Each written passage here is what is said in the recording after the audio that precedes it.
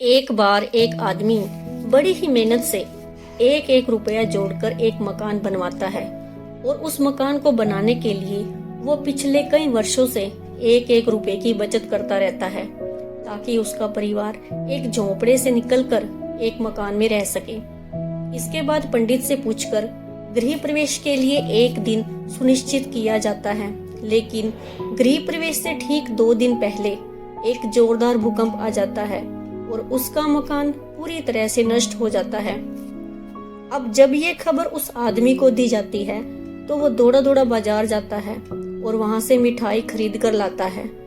अब मिठाई लेकर वो घटना स्थल पर पहुंचता है, जहां पर काफी लोग इकट्ठा होकर उसका मकान गिरने पर अफसोस जाहिर कर रहे थे और बोल रहे थे कि बेचारे के साथ बहुत बुरा हुआ, कितनी मुश्किल से एक एक पैसा जोड़कर उसने अपना मकान बनवाया था।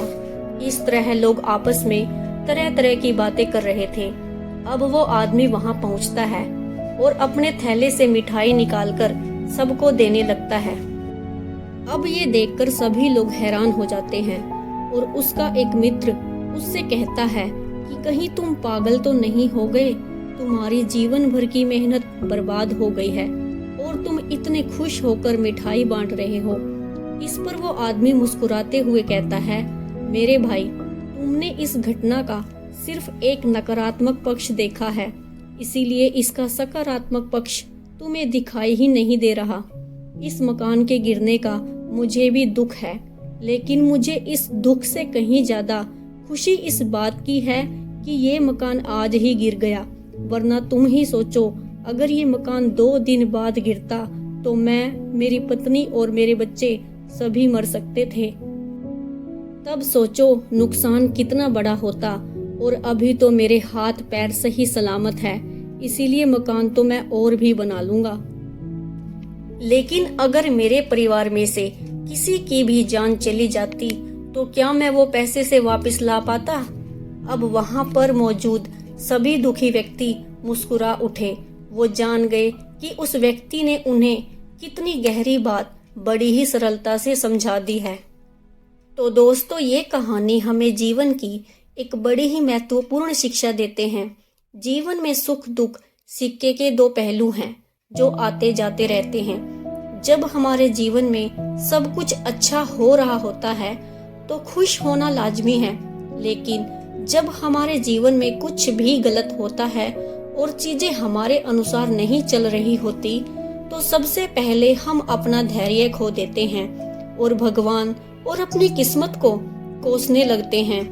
यानी उस समय हमें अपना सिर्फ और सिर्फ दुख ही नजर आता है और दुख के अंदर जो थोड़ा बहुत हमारे पास होता है हम उसे भी खो देते हैं।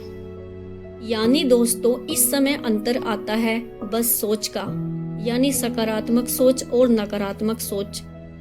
यदि हम यहाँ नकारात्मक दृष्टिकोण से सोचते हैं तो हम बड़ी ही आसानी से नकारात्मकता का शिकार हो जाते हैं और चीजें खुद ब खुद खराब होने लगती हैं और यही सोच हमारे दुख का असली कारण बनती है और हमारी सफलता का सफर यहीं रुक जाता है।